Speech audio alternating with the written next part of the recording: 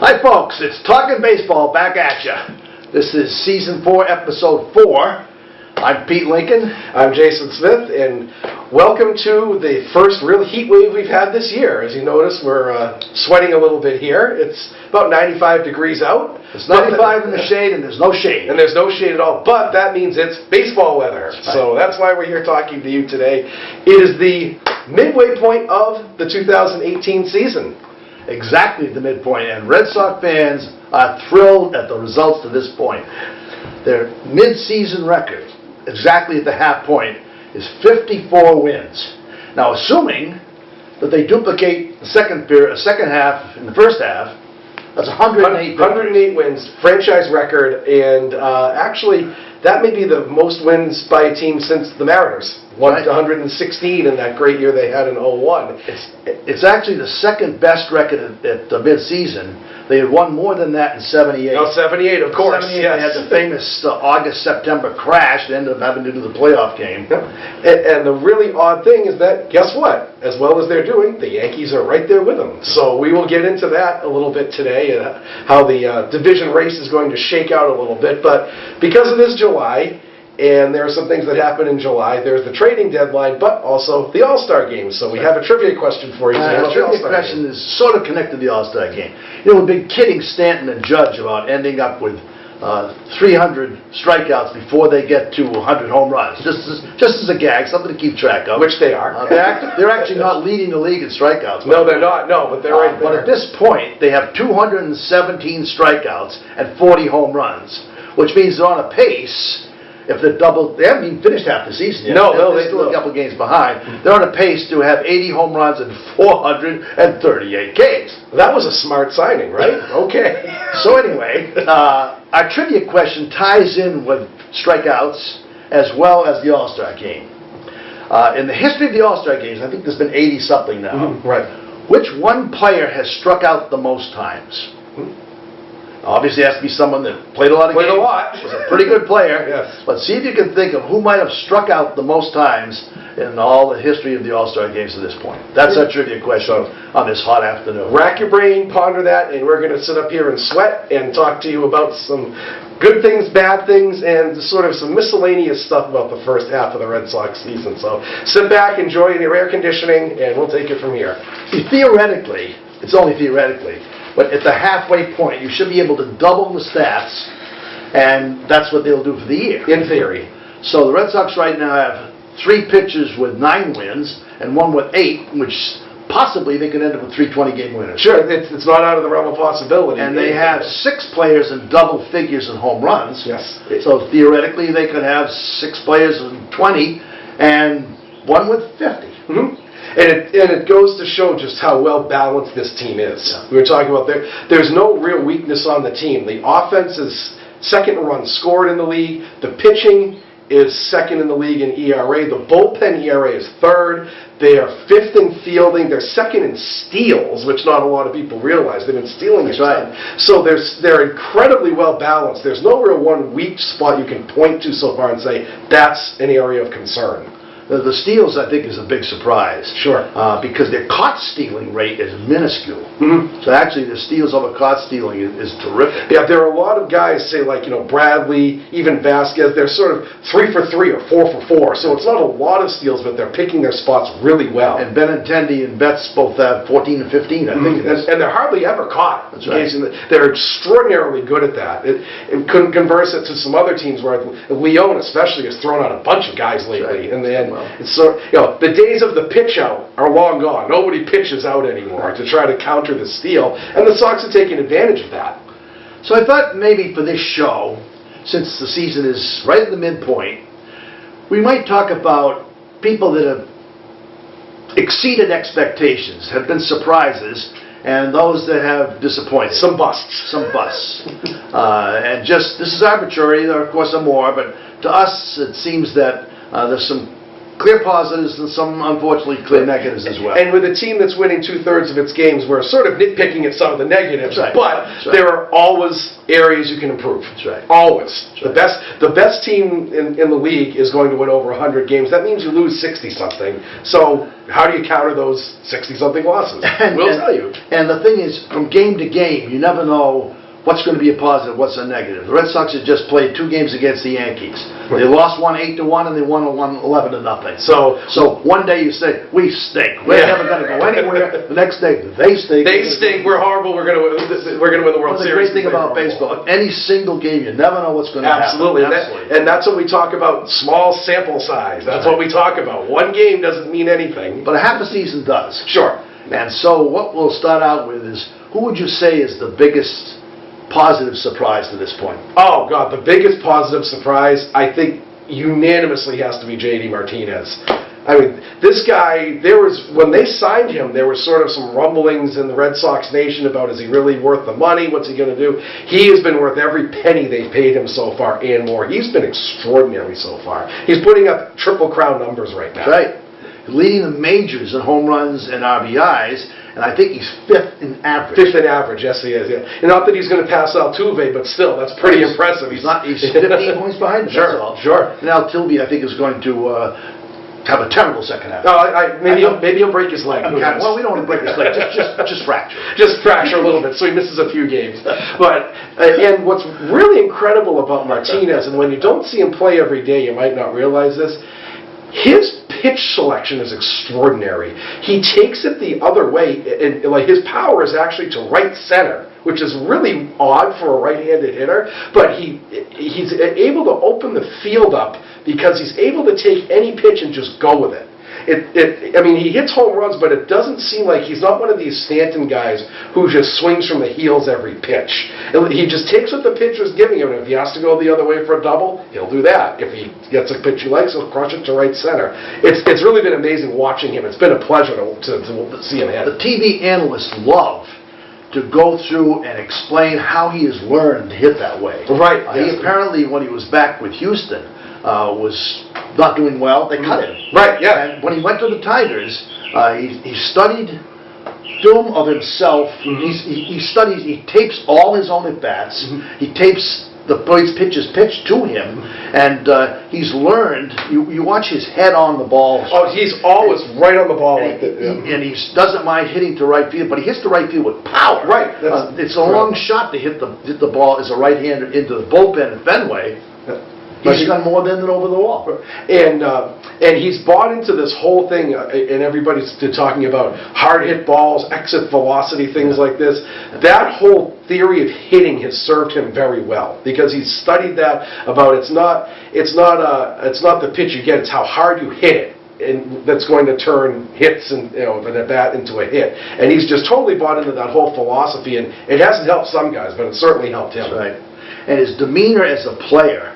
You never know with superstars how they're going to behave. The little jump around he does with Brock Holt. Oh, yeah. He seems to be a great teammate. Yes, sort of a quiet leader kind of type. Exactly right. Yeah, and very durable, too. Yeah, he's played almost every game. And he plays a decent job in the outfield. Sure. And doesn't mind DHing if he has to. I think he'd rather play in the outfield if he can. And he's fine. You can with Bradley in center and Betts in right and Benintendi and left. He's not going to play a lot of outfield, but you can put him out there and he'll do a pass. And when Betts was down for a couple of weeks, he was able to fill in left field. And he was fine. God forbid happens to any of the other guys. Sure, he's able to cover that position. He's definitely been worth every penny. Yeah, absolutely. A plus acquisition so far.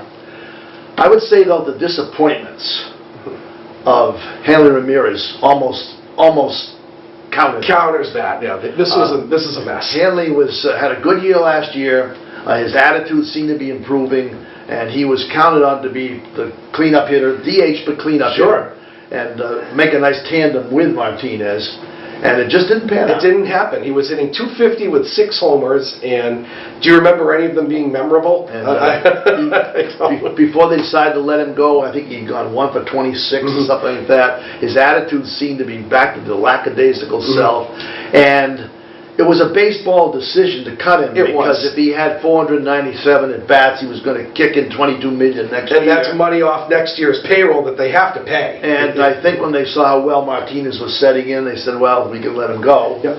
Because they're so close to the luxury tax, they just have to be careful about that. But it's a disappointment. Oh, sure. And we were both 100% for cutting him. We both thought it was the right move to do. I mean, the offense was second in runs scored in the league. They weren't going to miss him very much because he wasn't contributing. And now we know about I don't think there's anything that's going to come of it. There was this whole legal issue with a guy who was selling fentanyl, and we don't know how involved he is with that. But again, that's something I'm glad the Sox distanced themselves from. They didn't know it happened beforehand. It's just a coincidence, supposedly. I find it interesting, though. He's been gone about a month now. He's not been picked up by another club. No, I don't think he has any interest in getting picked up by another club. You don't think so? No, he's tweeted a couple times saying, I'm enjoying life with my family. I don't know. I don't know if he's packed it in for the year. I'm not sure. Yeah, because you would think somebody who needs some right-handed power would pick him up somewhere, but who knows? Maybe word got around the league about his attitude or something. But yeah, that's the A1 biggest disappointment of the first half so far is Hanley Ramirez. Okay, what would you say is another positive to this point? One of my big positives, we mentioned him before, I think Andrew Benintendi's been a huge positive. You never know coming into second, or technically he's third here, but he still qualifies as second. You never know with the young kids after their rookie years what's going to happen to them. The sophomore slump. Right. How many rookies have had a great year and then the league figures them out and they're never the same after that? He really hasn't skipped a beat. He's actually better than he's been last year. His defense has been excellent out in left field. He doesn't seem to struggle versus lefties very well. He stays right in there and puts up pretty good at bats against lefties, and they've kind of shifted him. He's been hitting second, then he's hitting third, and he's been a little further down sometimes. It doesn't seem to bother him at all, and he doesn't get down on himself if he has a bad game or two. He always bounces back. He's very even-tempered. So I think he's a huge positive. Like I said, sophomore slump, you never ever know with a second-year player, and he's come through wonderfully. And he's batting in Pedroia's spot, really. Sure, yes, he is. The number 2 spot, which is a tough spot to be in because you're not expected to be able to move the runner over and make contact. He's not a big strikeout man. No, not at all. And he hits, and for a number 2 guy, he has some good power, which is kind of odd out of that spot. And it gives them a little bit of speed at the top. As I said, the 2 of them at this point have 30 steals. The Sox aren't really a base running team. Nobody is anymore. No, the steals are sort of on the back burner of offense right now. They have that 2 or 3 times they've done double steals already. They do have that as one of the tricks in their bag. Yeah, and they'll take an extra base whenever you give it to them. So I think he's been an incredible positive this year. Unfortunately, another disappointment, though, has to go to our 17-game winner of last year, Drew Pomeranz.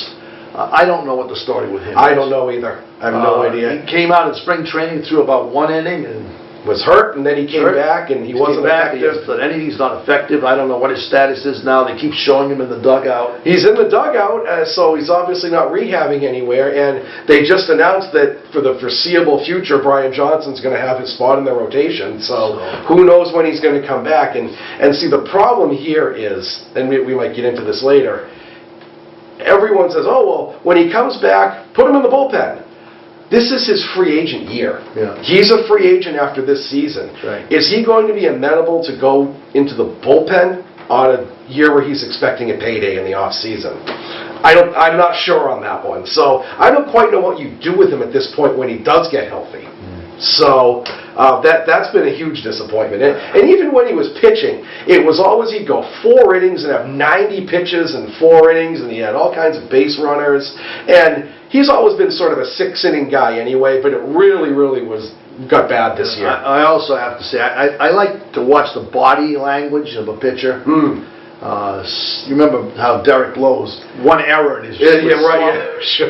And Pomeranz looks like he's miserable all the time. He does. Yes, he does. He's got this hangdog look. He sort of kicks around. Even when he was doing well, he had that. And now that he's doing badly, he doesn't seem like a Red Sox to me. No, he does. No, the ultimate guy. Remember, the Red Sox had him for a little while. Eric Bedard was the ultimate guy about that. Yeah. Even when he was doing well, he just had this puss on his face the whole time, like he was miserable to be there. And he didn't have that last year, but this year it just seems every pitch is torture for him to be out there. So yeah, definite disappointment this year. That's certainly a big disappointment. A positive, though, I have to say, is Mr. Price. Yes, yes. And I'm glad to say that because he has had trouble since he's come to Boston, both with injuries and with attitude and the fans' attitude toward him. But so far this year, he's 9-4, especially the last 6 weeks. He's done well. Really picked it up. And he seems to have picked up his attitude a lot. Yeah. This is so weird, and this is how the Boston fan base and the media thing is right now. He got into this whole thing about he had the carpal tunnel and people were getting on him for the video games and things like that. And he's joking about it now, and people are still getting on him for it. Okay, do you want the guy to have a sense of humor or not? Please be consistent. Pick one, because you can't have it both ways. You can't rag on him for being too sour, and then when he tries to laugh about it, rag on him then too. It doesn't work that way. Well, that leads me to something. Talk radio loves to talk about David Price. Oh, absolutely. Because David Price has something to say. And they say, we know about David Price. Whether you approve of it or not, you know something about him. He talks about himself. What do you know about Andrew Benintendi? Nothing. Nothing. Nothing. He never says anything but the usual comments. Right. And should they? My Right. question is, should you study these pictures like they're movie stars and want to know all about their private lives? Is that important or not? Well, I think personally, I really don't care. I want him to produce on the field, but it ties into the whole Belichick attitude. It's the Patriots attitude that they talk about the game and that's it. And other than Brady, who's just a worldwide superstar, it's kind of inevitable. You never know about any of the Patriots' personal stuff either until with Aaron Hernandez, but that's an exception. Yeah. So, and I think that attitude, especially here in New England, is taking hold that, okay, Belichick did it this way. Let's see what happens here when we sort of, keep everybody on the same page and keep everybody off the social media. Like, Sale doesn't even have a social media account. He just doesn't do that. But personally, I don't care what they do off the field, unless it's something completely egregious. You mentioned Sale. Yeah. This week, Gordon Eads did an interview with Sale, and he very pleasantly talked about something about himself. When he was a junior in high school, he suddenly started feeling badly, went to bed, and essentially didn't get up for 2 or 3 weeks. His parents didn't know what was wrong with him.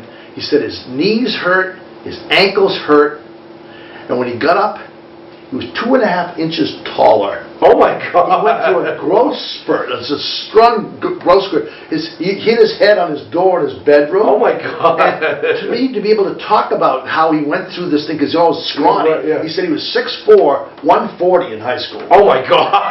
To know that a guy will talk about this something that happened is like very calmly, very pleasantly explaining something. That's interesting. It is interesting. It is. That's not anything negative or scandalous, but just being very candidly talk about some experience in his house. And then he went and talked about how he and his dad built a rubber mound, pounded a rubber into a mound in his backyard. His dad would sit on a big can, and he would throw balls to him, try to throw 200 a day. Really? All through high school. Wow. Well, why do you think he has for controlling? There you go. What kind of insights into players I find interesting. That's something that going forward is going to be even more and more important, is how to deal with the media. Because it used to be just there was a small group of reporters that follow the team and they wrote whatever they wanted, and that was the word. Now everybody has blogs and Twitter and all this other social media stuff, so everyone's essentially a reporter right now. And that's something you have to deal with. And how many times have you heard an athlete or even an actor or somebody say something stupid on Twitter and they have to make an apology and all this other stuff? So it's almost like you almost have to give a class on how to deal with that. Actually, I understand that they do that. Bull Durham, how they... Oh yeah, of course, yeah. Well, in Bull Durham, of course, he goes up to Tim Robbins, who's about to get to the big leagues, and he says, "No, this is how you give an interview. I'm just here to help the ball club win." That's boring. Of course it's boring. Write it down. We're just here to take it one game at a time. Good Lord willing, things will work out. That's what you're instructed to say. That's what they want you to say. Of course it's boring. They do say. It always kills me. Somebody just hit a grand slam to win a ball game. Now, if I had done that, I'd be going, Yahoo! Yeah, I'd be jumping around. Well, and they say, yes, well, I got a good ball. I made good contact. I tried to square up the ball. The pitch made a great pitch, but I was able to do it. Yeah. I'm glad to be able to help the team out. Yeah. They're so calm and collected after. Oh, and they did one with Devers this week, and Devers doesn't speak English, so they had to do it through the translator. And he said the same thing. Well, I'm just here to help the ball club win. I'm taking it one game at a time. He made a great pitch. So it's a universal language, I guess, this whole thing. And I think part of it also is that in the days of in the current free agency times, trades and everything like that, you have so many people that you've played with in your past. People jump from team to team. You don't want to say anything negative about another player. You don't want to say, oh, he grooved that one and I crushed it. That might be a teammate of yours in the past, in the future. You don't want to burn any bridges when it comes to rivalry, player-to-player rivalries. So that's part of it, too. You want to keep it generic. You don't want to say anything negative about somebody on another team. That even goes to the conduct on the field. Oh, sure. Jerry Remy talks about how he was told by the veterans, you don't talk to anybody else. Right, yeah, oh, yeah. Now, yeah. you see someone like Holt on first base, he's chatting away with everybody. Well, Poppy did that for years. And now the second base slides in, they pat each other in the back, and they're kidding around all the time. Well, the play with Pujols and Nunez the other day where the umps clearly missed the call, and Nunez sort of goes like this and throws his arms up and says, wow, and Pujols is sort of smirking, saying, I got away with one, and Nunez was ragging on him from the dugout, saying, oh, nice tag. But that's the way it is, though. Even last night they showed Cora and Boone before the game chatting it up. Yeah. Opposing managers are even chatting it up right now. And we have to say it again, it's a business. It's a business. Yes, it is. What makes it survive is just regional pride. Sure. You know? Yep. So you were proud of Boston, but Martinez next year could be playing with somebody else. Well, I just I just got into a little debate about somebody with Johnny Damon. They said, Johnny Damon's dead to me. He signed with the Yankees, so he should never deserve to be a Red Sox again. Well, do you think Johnny Damon cares about the Red Sox-Yankees rivalry? Do you think he cared about it? It's a business. He signed a big contract. They don't care about the laundry for the most part. To them, it's a job. Right. And you have to approach it from a player rather than a fan, which is two totally different things. Approaching it as a player, you have to be respectful of everybody else. They have the same job you do. And it's going to bite you if you're negative about other people. Whereas a fan, we say, oh, screw the Yankees. It means something to us. It doesn't mean something to them. That's right. So, I mean, maybe to a degree if you're an independent contender and you get traded away to the Marlins. Oh, sure. Yeah, sure. And that you feel bad about that. Yeah. If you've read Ball 4 by Jim Bouton, he talks about how difference it makes to a player to be traded to a team that's not doing well. Right. Or traded for somebody like Bill Lee traded for Stan Poppy. Right.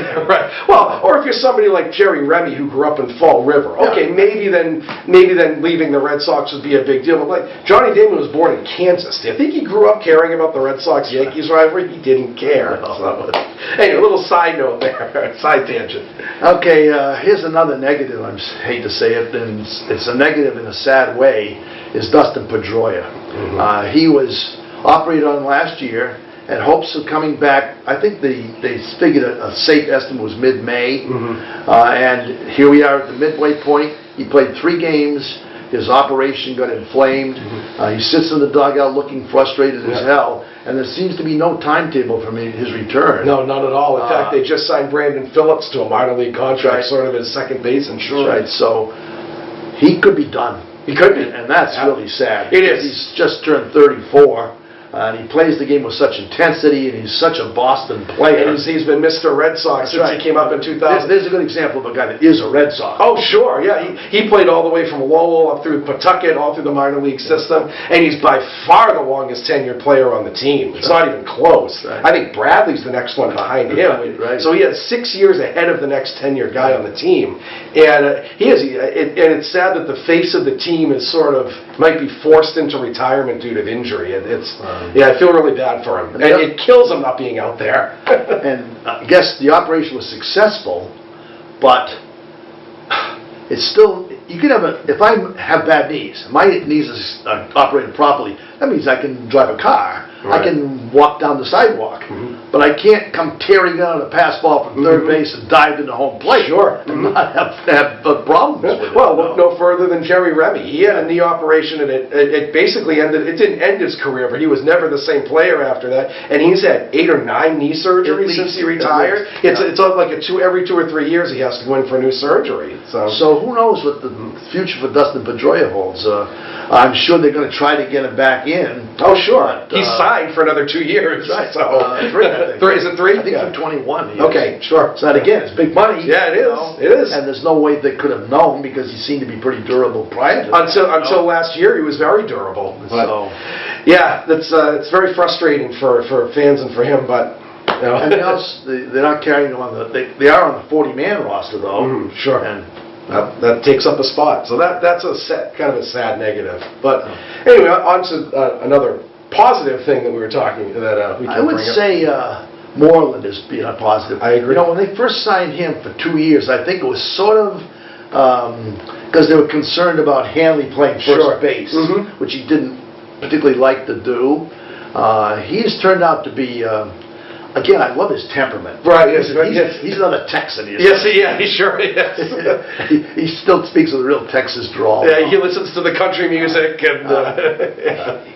He is a Gold Glove first baseman. Last year he had some lapses. This year he's been terrific this year. Absolutely sensational. Sure. And he does it with no fanfare. No, he makes it look easy. He makes all the plays. Sure. He always is feeding the pitches properly. And his hitting has been good. He's going to have 20 homers. Sure. He's been hitting close to 300. Yeah, look at his stats. He's a career kind of 260-ish hitter with 20 homers a year. He's almost 300. He's already almost at 20 homers right now. And unless he completely tanks in the second half, this is going to be a career year for him. That's right. Which is, hey, we'll take it on a 2-year deal, especially with like you said, with Hanley being such a void this year. They needed somebody to step into that first base spot. And they've been hitting him cleanup. Yeah, and he's been fine. So he's done okay. He's hitting behind. By having him do okay, it means they've got to pitch to Martinez. Yes, absolutely. Yeah. I think that's one of the things that hurts someone like, who's the right fielder for Washington? Bryce Harper. Yes. No protection. None at all. No protection behind him. You know. And he's had a terrible year because everybody's pitching around him and he's getting frustrated. Lots of walks. He's hitting 215 or something like that right now. So much for the $40 million a year payroll he was going to get. Well, we'll see. But you're right, and that goes back to the day. Well, and it took the Red Sox a year to adjust to life without Poppy. Look at last year. Right. They were used to Poppy hitting in that third spot for so long that when he was gone, it took the whole team a year to adjust to filling that void that he had right there. They had no home runs last year. They brought in Martinez. He's got 25, but the rest of the team has picked it up too. Everyone has. Maybe because of that. Good hitting is contagious, right? And also the kids like Devers has got 14 now. 14 with 2 grand slams already this year. Yes. And Benintendi has got a lot. So the kids, the first year kids, are having great sophomore seasons. And it's everything. And by having a guy like that, it takes pressure off everyone else. Like you're talking about Harper. Harper feels like he has to do everything because he's the only guy that's hitting in that lineup. That's right. And when you spread it around, I don't have to crush the ball. I'm okay getting a single or a double because the next guy is going to pick me up. Right. I don't have to clear the bases myself. That's right. So that makes everybody better. Yeah. Should we do any more positives, negatives, or should we move on? My only negative, it's not a negative so much as a concern, I guess, is the 5th starter for the Red Sox. Okay. That was supposed to be Pomeranz. Right.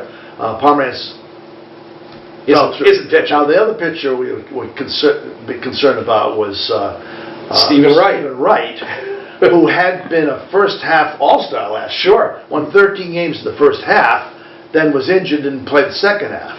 Then in the off-season, he was still injured, and then he got involved with a suspension for spousal abuse or whatever. Yeah. So he didn't pitch at all for the first 25, 30 games. When he finally did get in, he had 3 or 4 pretty good starts. And then he gave up 10 runs in one game and then went right back and he's hurt again. Yeah. So who's going to be a 5th starter? They got Brian Johnson maybe, Velasquez, but I think there's an outside possibility there still could be a deal in the works. Sure, to get some kind of innings eater 5th starter. Everybody's been talking about the Yankees picking up Pat from Toronto. Why can't we get him? Well, I'll take him.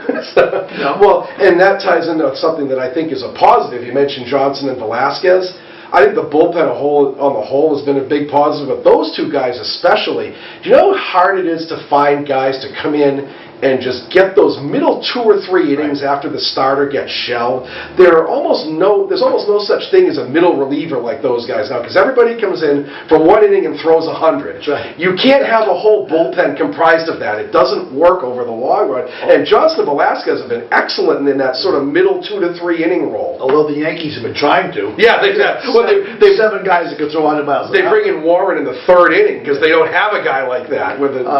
That's what Wakefield was so good for. Yes, right, sure. Bring in a guy like that, can pitch 4 innings. Sure. Either if a starter doesn't cut it, or if it gets hurt, or they just are trying to fill. Like the Rays have been doing this thing about bringing a starter. Oh, sure, yeah. 1 inning. 1 inning just to start. Just to get going and get breaking. And well, what they did is they looked at statistical analysis, and the most runs scored of any inning in baseball the last 2 decades have been in the 1st inning. Yep. So they approached it and said, okay, let's cut down on 1st inning runs and go from there. Yeah. And it's sort of an interesting way to look at it, and maybe there's a trend in the future where you have a starter that goes 3 innings, then you bring in another guy that goes 2, another guy that goes 2. Our starting pitchers sort of falling by the wayside gradually. Who knows? We'll see. But it's an interesting way of tackling a pitching staff. That, Sergio Romo leads their team in saves, and I think he has 5 starts. I mean, how bizarre is that? Because he pitched the 1st inning a few times when he started. Pitching, I think, has changed the most over the years. Oh, absolutely. I mean, it used to be you would have 4 or 5 starters that you could count on to pitch 2 out of 3 games to be complete games. Oh, absolutely. 2 out of 3. Absolutely. And you might have, in fact, there was no such thing as a relief pitcher until Joe Page in the 40s. Right. If a guy got knocked out, you just throw some other starter and Sure, finish right, up the sure. game. Mhm. You wouldn't carry. You'll carry many more outfielders and infielders. Oh, right, for pitch hitting, pitch running, things like right, that. all the time. Well, and pitchers were still hitting until the 60s, so that was But now actually... it's common for a team to carry 13 pitches. Which is crazy. More than half their load. Well, even in the 70s and 80s, pitchers were still going 9 innings, and you'd have 5 relievers. Right. You'd have a closer, and the closer would go 2 to 3 innings then, mind you, not 1 inning. And you'd have a couple guys that could fill in a couple innings here and there, and you'd have like 1 long man, and that was it. That was your pitching staff. These days, a complete game is a bad thing. Yeah, Price has had the thing. only one all year. And if you have one, you say, shouldn't do that. Right.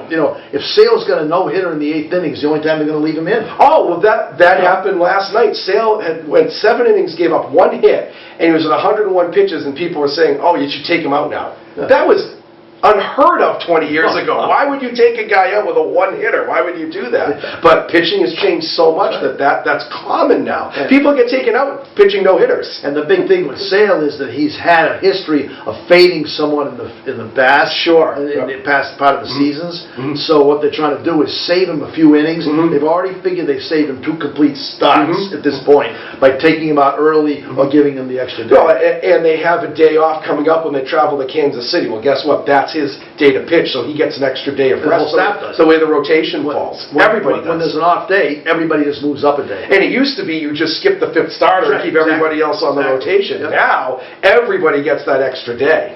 So, I don't know whether pitchers are more fragile, because in the old days, you could pitch 12, 14 years like you do now, Mhm. and pitch longer, more innings. Mhm. I don't know whether it's because I hate to say it, I think it's because of the value of the player. I was just going to say, big contracts. Big money. Price makes $30 million a year, So you don't want to hurt him. risk that. Sure. Back when Frank Sullivan and Tom Brewer Oh, God. $800,000 a year, and you think you're overpaying them. Yeah, right. If they got hurt, well, it sucks to be them. Sullivan and Brewer. Oh, God. The ultimate mediocre innings eaters, right? God. No, and those were your aces of the staff in the 50s, ladies and gentlemen, which was really frightening. One of my favorite pitchers as a kid, Franklin Leal Sullivan. Yeah. He was 6'8". Right. And every year he'd go 15 and 14 with a mediocre ERA, but he'd pitch 20 complete games a year. So pitching's come a long way since then. So. Well, a couple of topics have come up that Sure. I think might be interesting to talk about. In this era of the home run, you've got the strikeouts don't matter anymore. No. You're swinging from your heels all the time. And so to try to counteract that, the shift has become not only common, but to the point where all the players carry little cards in their pockets. Oh, yeah, you see, yeah, absolutely. See where this guy is going to hit. It's like these crib notes. Oh, yeah. Nunez has his in his hat. He'll take his hat off and look in his hat and put it back on. I saw the other day, Benintendi pulled out a 3 of them. He's trying to figure out. Right, yes. What the heck is this? We're playing the Yankees. Yeah. Well, the one that started that was Joe Madden when he was managing the Rays. And the Rays were sort of an interesting case that they had this tiny payroll, so they were looking to exploit any advantage they could to hang with the Red Sox and Yankees. So it required some out-of-the-box thinking. Yeah. Well, lo and behold, that out-of-the-box thinking has now become the commonplace. Right. So, well, think about even looking back at Poppy. Imagine if they had shifted on Poppy, how many fewer hits he would have. Well, they did. Grounders toward the end of his career, but even in his prime, like the early 2000s, before they started shifting, when those great teams that they had, how many singles did he get between the first and second baseman? A ton. He hit it.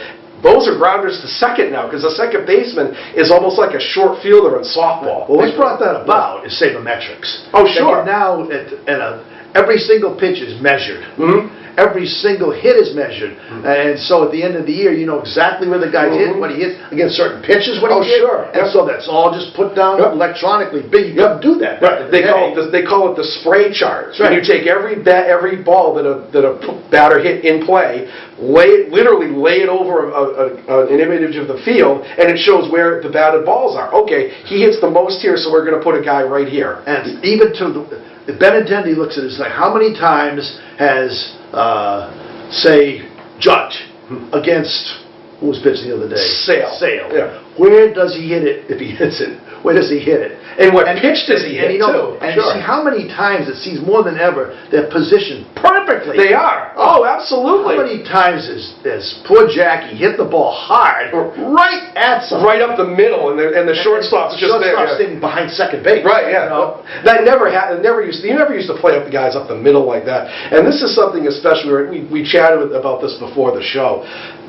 This aspect of the game is something that, unless you're at the game and have a higher vantage point, you really don't appreciate.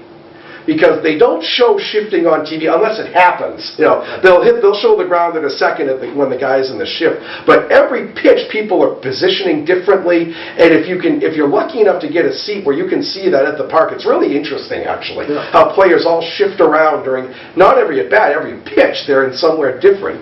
And that's something where you mentioned Jackie Bradley. It's an interesting case where, okay, he's not a great hitter.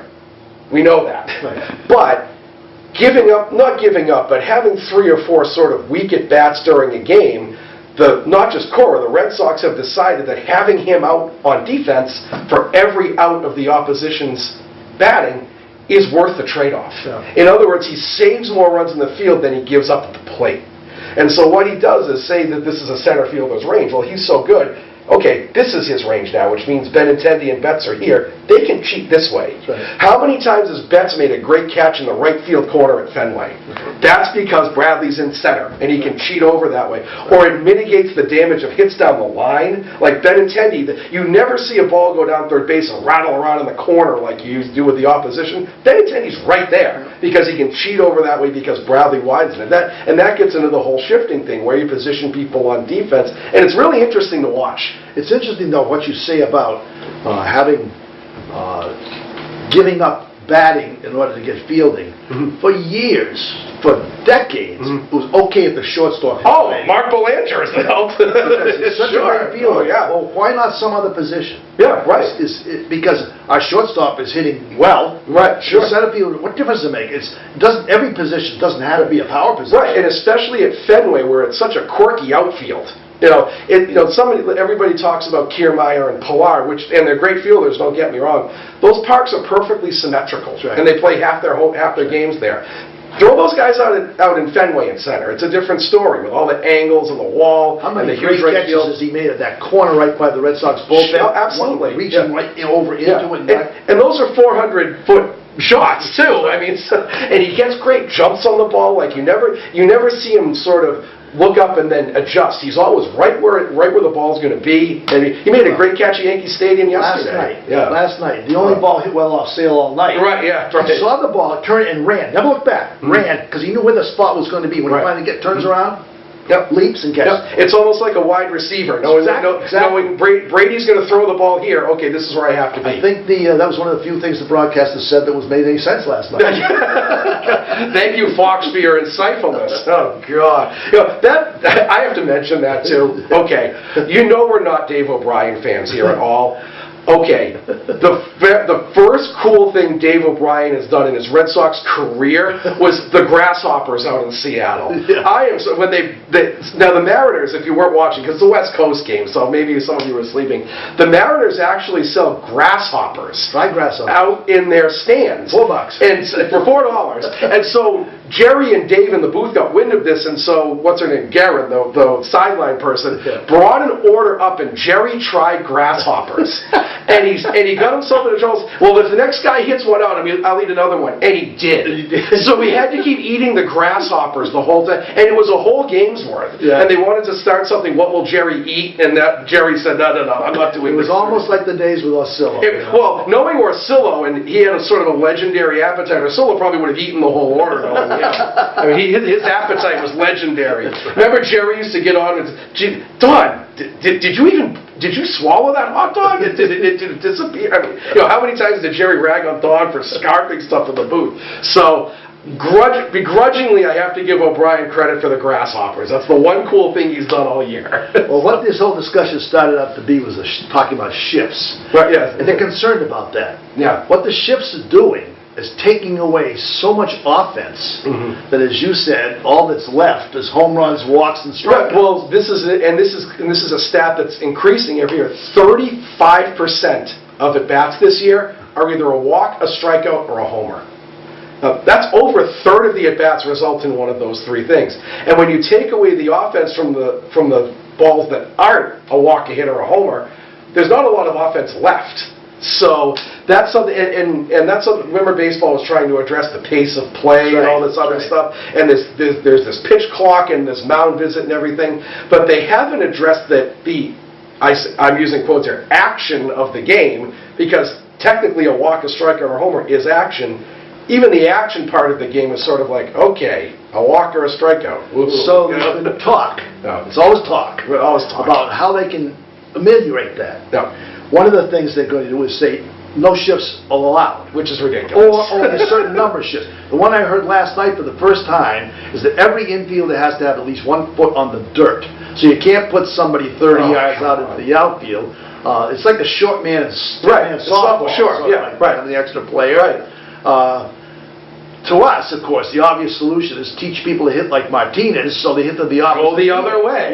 Wayne bogs it, and they're not going to shift on you. Right, yeah. The problem is, you don't hit home runs by doing that unless you're very, very gifted. And so people are going to give up all the strikeouts in order to just pull the ball. Yeah, and that's the mentality of it. Yeah. I mean, when I was playing softball and baseball in high school, I was left-handed. Every single time I came up, they go, lefty! And they'd all shift. Right. I hit the ball to left field more than right field. Sure. That's not a power hitter. Yeah. I'll take the single. When you guys move over there, I'm going to hit it over there. Sure, oh yeah. And you're right, Boggs was the master of that. Boggs would just slap it to left all day. But people don't do that anymore. But then, that's not home run. Well, weren't you saying that Stanton hasn't hit an opposite field homer all year? Not once. Right, not once. Because everybody just swings from the heels now rather than going the other way. You can hit it further generally that way if you try to crush the ball. Sure, yeah. And people today are amazed by balls that go 600 feet. Balls that go 380 over the fence count the same. Sure they do. Devers' grand slam counted last night. It was in the second row of the bleachers. And when they have the home run contest at the All-Star game, which I hate, I'll be honest, I hate it. I think it's stupid. It's just a stupid exhibition. In the old days, they used to have throwing contests. And Jimmy Pearsall and Willie Mays had a contest once to see if anybody could throw a ball from home plate in Fenway into the bleachers. And Pearsall blew his arm out trying to do it.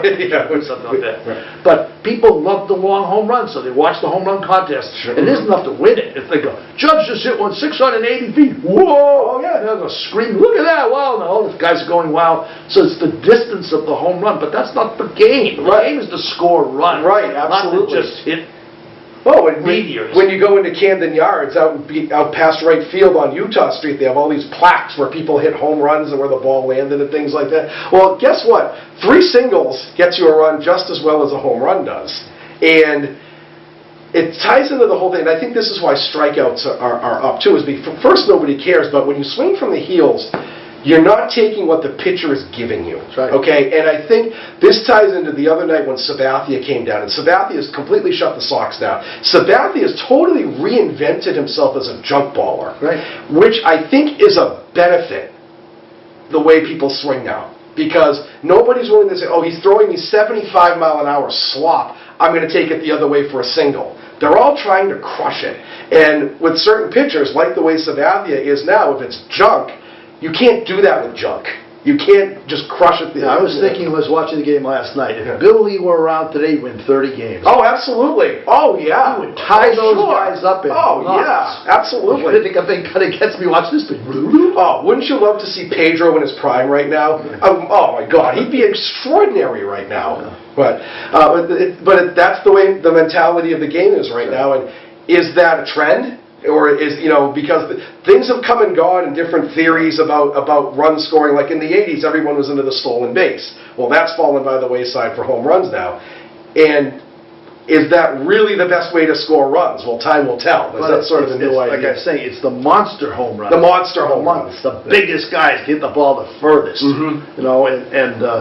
Can you imagine in an All-Star game having a batting contest where you have all the players in the field, and the guy comes up and see how many consecutive base hits he could get? Now, see, that would be good. Sure. You think that's going to catch on? No. Who wants to see Aparicio bunting all the time? Or box hitting little flares everywhere? It's who can hit the ball the furthest. So it's... And it's about, well, like I said, it's all about television and media. It's about the highlight reel. Oh, Stanton hit one 510 feet today. Guess what everyone's going to talk about? But it's carried over in other sports too. Where's the running game in football anymore? Oh, nobody runs anymore. It's all passing. It's all passing. Basketball, the slam dunks. Watch this guy go, big monster guy go boom down through. Instead of having some skill to be able to shoot from a distance. Right. Well, in basketball, look no further than free throws. It used to be people never missed free throws. Now, guys, that's a faraway shot for them to take a free throw. So you have guys who shoot 50% at the free throw line, which I think is pretty inexcusable if you ask me. But you're right; it's all about the highlight reel and the dunk. It's all power plays now. Sure. LeBron James. It's all power plays. So great big guys, and I don't know. Something's going to happen with this shift business because I don't know how much longer this can keep up. Well, there's going to be some hitting, maybe like a Joe Madden, somebody who thinks outside the box, and you're going to see a game coming up, I guarantee it, where all 9 guys in the lineup just take it the other way and they get 9 straight hits. And it's going to take something like that to counter the shifting. Because once you prove you can hit against the shift, guess what? The shift doesn't work. Right. So then they have to change back. Now you can use your natural strength hitting the other way. So it will happen at some point, I think. But who knows? Well, maybe some players like an Ichiro will come along again. Well, Altuve. Somebody like Altuve could do that. Sure. Someone that isn't physically big enough to hit the ball a million miles has figured out other ways to do that. Sure. Mm-hmm. And you don't know who the stars are going to be 10 years from now. No, but there could be a couple Altuves who are 5'7" and you take the ball the other way. Oh wait, this works. So someone that's amazingly quick. Mm-hmm. Figures out a way to change the game. Like D. Gordon type player. Right, sure. And it would have to be in a big market. As great as Ichiro was, he was in Seattle most of his career, and people didn't appreciate how good he was. If he was on the Yankees, he would have been the epicenter of baseball when he played. So it'd have to be like a Red Sox or a Yankee or a Cardinal or somebody like that, a big market team where a player would have to play for that. Yeah. No, if you do it in Miami, nobody cares. And I'm not sure about New York either because Judge hits some home runs. That's true. He's got a whole section. The Judge's quarters. Here comes the Judge. The Judge's court, and they all wear white wigs. Yeah. And it's the home run is king right now. It is. It is. And again, is it good for the game? I would argue probably not, but... Okay, there's a player the Sox have that I think we should talk about that might counter that, and that's Devers. He is a very interesting style of play in that, his fielding will improve. I know. Oh, absolutely. Oh, I agree. He can make great plays. Yes, yeah. So if he can, that means he can do it more often. Last night, twice, they say he's second most errors in the big leagues. Let's put it down. Yeah, he's also 21 years old. Really 21. He just became the youngest player ever to hit a grand slam against the Yankees. Yeah. In 120 years, he's the youngest guy. Yeah. He's just, I don't think he can drink yet, can he? No, I don't think, no. I mean, he might, but I don't know. But he is an interesting style because he hits the ball wherever and and he pulls the ball off his ankles. He's sort of like the old Yogi Berra. Or Vladdy Guerrero is who he reminds me of. Just, and the ball's out here, okay, I'll swing it here and I'll swing it here. And Jerry Remy says that all the time. How did he hit that? And he hits it hard. Well, I think that I was concerned about his average. His average is, I think, about 250 right now. But I think he has enormous potential. Oh, I 100% agree. He's not someone that had a dad throw 200 pitches to him in the backyard. No. It's just a raw talent that's come up. And I think that he could be, they've been talking about maybe trading him. Please, forget it. From Machado or something, forget it. No. Please don't. If anybody out there in the Red Sox is listening to this, keep Devers. Keep Devers. I would say as much as anybody on the team. Lock him up now because you got him hitting on 6th or 7th, and he's got a good shot at probably 100 RBI. Sure he does. Sure, he's going to have 30 homers. I think he has 14. 14 right now. So, and he's only going to. That's only going to improve as he fills out too. He's 21. When we were 21, we were all this thin, and when you're 28, you're a little more filled out. Yeah, he's a solid guy. And he looks calm about it all. He does, yeah. His little look on his face. Needs to work on his English a little bit if he's going to do the post-game interviews, which was pretty funny. Maybe he's faking it. Maybe, yeah. Hey, Ichiro did. Ichiro spoke great English, and he still wanted the translator, so maybe that's a whole Bull Durham thing again. Who knows? But so we're sort of winding down the show here as we get to before we forget. Yes. Trivia answer. Yes. So the question was, who struck out the most times in All-Star history?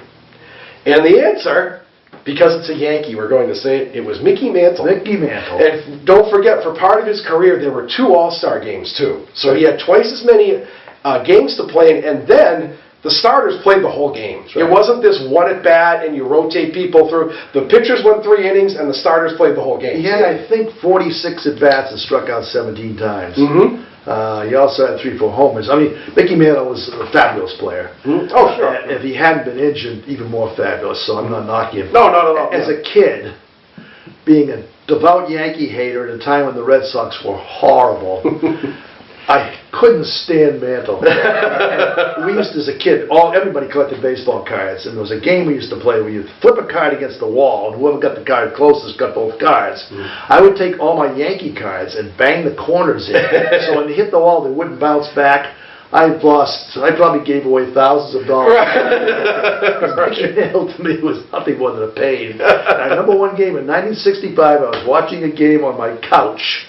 Mantle hit a grand slam to beat the Red Sox. I hit the corner of the couch so bad I knocked the whole arm off. It cost me like $200. Oh, at 65 when the Red Sox were awful. Oh my God. So the fact that we could give him as a trivia negative does my heart. You know what? You were great, but damn it, I hated you. Oh my! Hey, I busted up a TV tray when Aaron Boone hit the home run, so I'm right there with you. That TV tray was in about 8 pieces. So quick, because it's halfway, just a little curio thing. Prediction for the World Series. Boy. Do you have a prediction right now? Boy. The one thing I feel badly about, we didn't mention it yet, is that the 3 great teams in the league are matched by 3 terrible teams, and there's not parity at all in baseball now. That's not good overall for baseball. Good for boxing. It's good for if you're a fan of one of those teams. We're going to win almost all the time. Or when the Yankees come in, it's going to be a big blowout, and we're going to be on national TV all the time. But what if you were a Cincinnati fan? Right, sure. Or right now the Tigers have lost 11 straight. Or poor Baltimore that's going to give away the only 2 players they have. They could lose 120 games this year. That's not good for baseball. There's never been a season where 3 teams have won 100 games in the same league, and there's never been a season where 3 teams have lost 100 games in the same league. Both might happen this year. It's very possible that both might happen. So what has happened is that there's 5 pretty clear playoff finalists. Vegas stats had it at 78% that those would be the 5 playoff teams right now. I think I saw 78%. I think I saw the Astros 100%. Yeah. Yankees 100%. Red Sox were 99.9%. Cleveland I think was 92%, and Seattle about 86%. Right. Well, who else is going to come? Well, there's no. We were talking about this. There are no teams right now that are good but not great. Maybe Oakland might fall into that category, but there aren't any of those solid sort of 83 to 88 win teams out there right now. It's either a ton of wins or a ton of losses with no middle ground. And again, that's not good for baseball. It's really when the race and they went out of their way to put an extra wild card team in the race a couple of years ago. When that happens and the races are still over by July 1st, that's not good. No. I mean, it's great for Red Sox fans, but for baseball as a whole, and so all you're talking about in the 1st of July is the playoffs. You just said, what are the playoffs? It's all that seems to matter is the games at the end. So what could very well happen? The Red Sox win 108 games, Yankees win 110, and so we have to play Seattle in a playoff game at home. Right. But it would still have to be a one-game deal. And we've seen one game, anything can happen. And you know what? One game against Paxton, anything can happen. We've seen how good he is. You'd have to put your ace out. Yeah. So if you do win, then you've lost your ace for the next round. And the next round, you're against the Yankees anyway. Right. You're almost better off getting the number 2 seed, so you don't have to deal with all that nonsense and you get the Indians. Right. I mean, but it could be the Astros get the top seed too. You never know how it's going to work. I mean, but it's weird. Those 3 are the clear favorites. But I don't know. Did you have any predictions for who for your World Series champ? Or are you just going to take a pass? I have to say Boston Red Sox. If I said that, the show would be canceled. I know, we have to. I think most of the people watching this know that we're probably biased. Yeah, just a little bit, right? Just a little bit. But anyway, the best thing about it is it's a hot, hot day. It's a hot, hot race. We look forward every single night to the ball games. They do well. I think the home run hitters especially love this weather. Oh, they sure do. So I'm psyched for what's going to be happening. We look at us. I mean, we're about to turn on the air conditioning after this is done. We're a mess right now. We may go jump in the lake. Yeah, I know. But in any case, it's great to talk to people about baseball and great to share what we think. And hope you enjoy the show. We'll be back in a month or so to see how things are going. So until then, Jake. All right. Again, great. See you on, folks. Take care. Bye. Take care.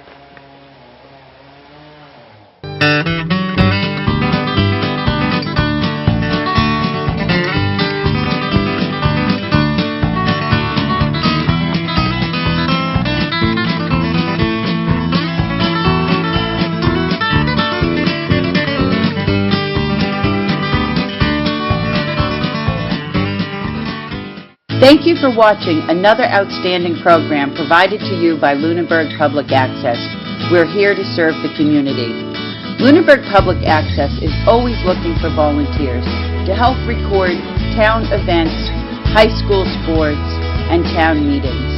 Please consider helping us out today. To contact us, you can call 617-763-3018 or email us at lunenburgaccess@gmail.com.